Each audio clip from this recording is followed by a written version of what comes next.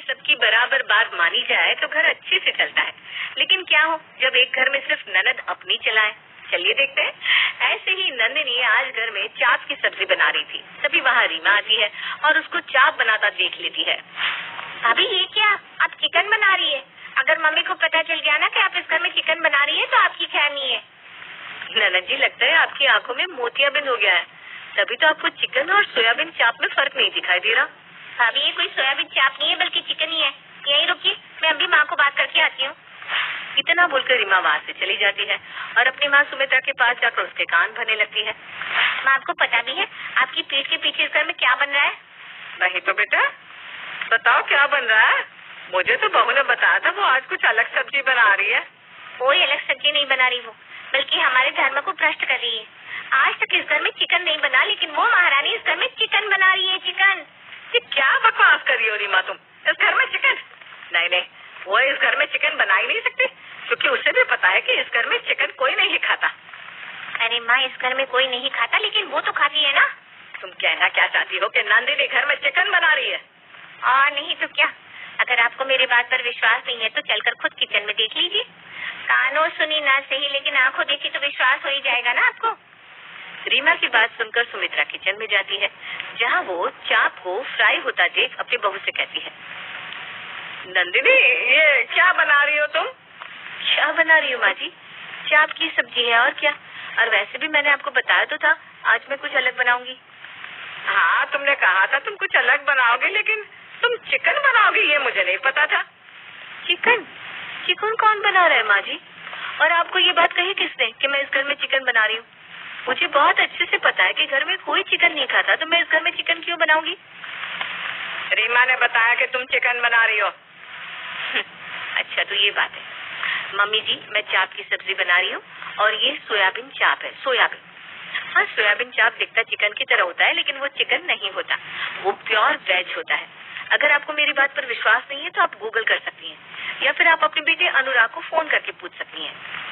नंदिनी की ऐसी बातें सुनकर सुमित्रा रीमा को बुलाती है और उसके ऊपर गुस्सा करने लगती है। रीमा, ये क्या बेहूदगी है? जब तुम्हें पता है कि ये चाप सोयाबीन का होता है, तो तुमने मुझे ये क्यों कहा कि तुम्हारी भाभी चिकन बना रही है? वो माँ, मैंने ना सही से देखा नहीं था। हो सकता है मेरे सही से ना देखने पर मुझे कोई गलतफहमी हो गई हो। रहने दीजिए माँ जी, ननद जी से तो हमेशा गलतियाँ होती ही रहती हैं, इसलिए मुझे ना आदत हो गई है, और यही वजह है कि मैं ननद जी की बात का बुरा नहीं मानती। आप डाइनिंग टेबल पर इंतजार कीजिए, मैं अभी थोड़ी देर में खाना लगाती हूँ। नंदिनी की बात सुनकर रीमा और सुमित्रा दोनों ही डाइनिंग टेबल पर चली जाती है और कुछ देर बाद नंदिनी अपनी सास और ननद के लिए खाना लगाती है। खाना खाने के बाद अब सब लोग अपने अपने कमरे में चले जाते हैं। देर रात अनुराग घर आता है। अनुराग को देख नंदिनी उसके लिए खाना लगाती है और कुछ देर बाद वो कहती है, अनुराग जी, हमारी टीवी बहुत ज्यादा पुरानी हो चुकी है, कभी कभी तो हमारी टीवी चलते हुए ही बंद पड़ जाती है, क्यों ना हम एक अच्छी डिजिटल टीवी ले लें? नंदिनी, तुम बोल तो बिल्कुल सही रही हो, लेकिन अभी मुझे समझ में नहीं आ रहा मैं टीवी खरीदूं या रीमा की शादी की सोचूं, क्योंकि तुम जानती हो ना उसकी शादी में भी हमें उसे दहेज देना होगा। आपकी बात बिल्कुल ठीक है अनुराग, लेकिन हम कब तक अपने घर का पुराना टीवी बार बार ठीक करवा कर देखेंगे? एक तो हमारे घर में वो छोटा सा टीवी, ऊपर से माँ जी को चश्मा भी लगा हुआ है। हाँ, तुम्हारी बात है सही, लेकिन तुम ये भी तो सोचो ना कि रीमा भी शादी लायक हो गई है, हमें उसकी शादी करनी होगी। वैसे भी मैंने रीमा के लिए एक रिश्ता देखा है, माँ से कल ही इस बारे में बात करूंगा। नंदिनी और अनुराग आपस में बात कर रहे थे और उनकी आपस की ये बातें दूर खड़ी रीमा सुन रही थी। अच्छा, तो मुझे इस घर से निकालने की बात की जा रही है। कोई बात नहीं, भैया माँ से शादी के बारे में बात करें, उससे पहले मैं ही माँ के कान भर दूंगी। इतना बोलकर रीमा अपनी माँ सुमित्रा के पास चली जाती है और एक बार फिर अपनी माँ के कान भरने लगती है। माँ, आपको पता भी है आपकी बहू आपके बेटे के कान भर रही है। क्या बकवास करती रहती है रीमा तू? मुझे तो अब तेरी बात पर विश्वास ही नहीं होता। और भला बहू अनुराग के कान क्यों भरेगी? अनुराग मेरा इकलौता बेटा है और वो इस घर की इकलौती बहू, तो उसे उसके कान भरने की जरूरत ही नहीं है। अभी भैया इकलौते नहीं हुए हैं माँ, अभी मैं हूँ इस घर में, इसलिए मुझ पर भी ध्यान जाता है भैया का।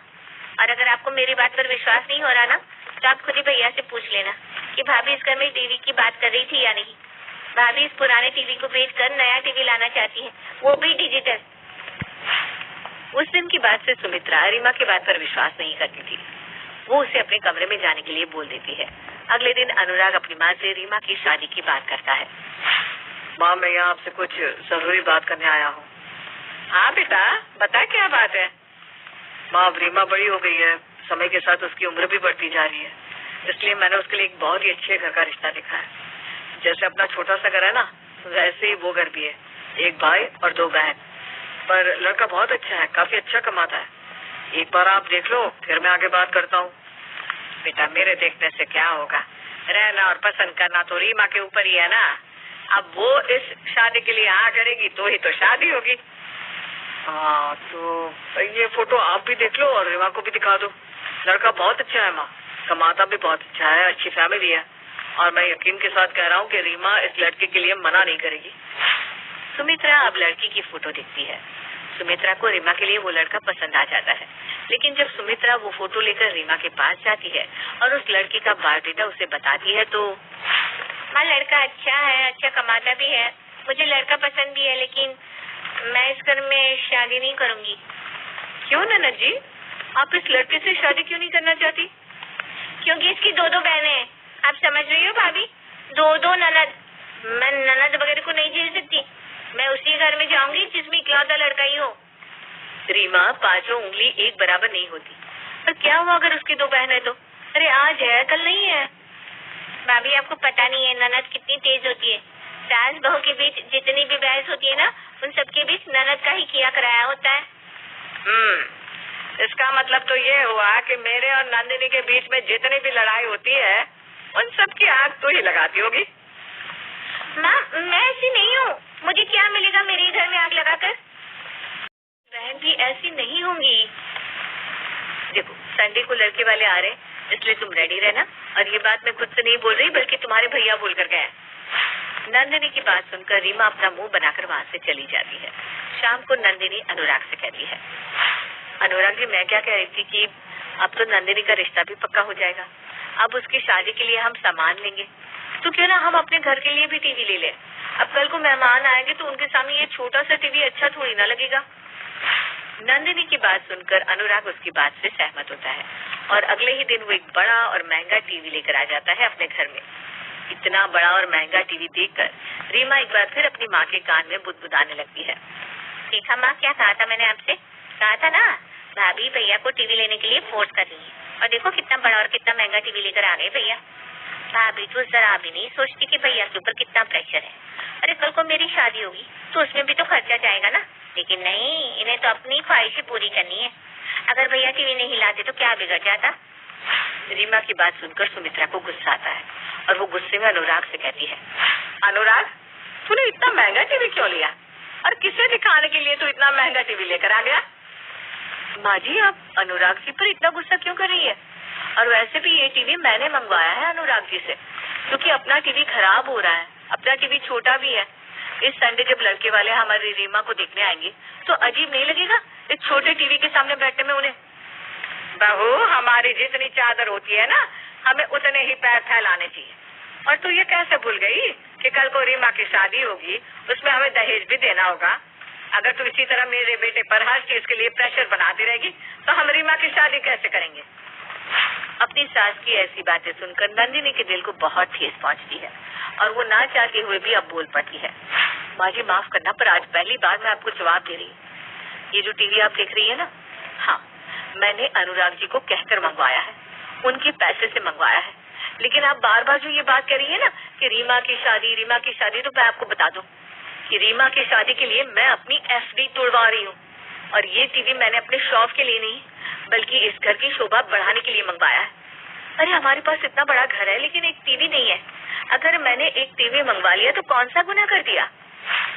नंदिनी के मुंह से ये सब जानकर रीमा और सुमित्रा को अपने कहे हुए शब्दों पर शर्मिंदगी महसूस होती है, जिसके बाद सुमित्रा अपनी बहू से माफी मांगती है और रीमा भी अपनी हरकतों के लिए अपनी भाभी से माफी मांगती है और चुपचाप इस शादी के लिए हाँ कर देती है। समय गुजरता है और गुजरते समय के साथ रीमा की शादी हो जाती है, जहाँ उसकी एक नहीं 2 ननद थी।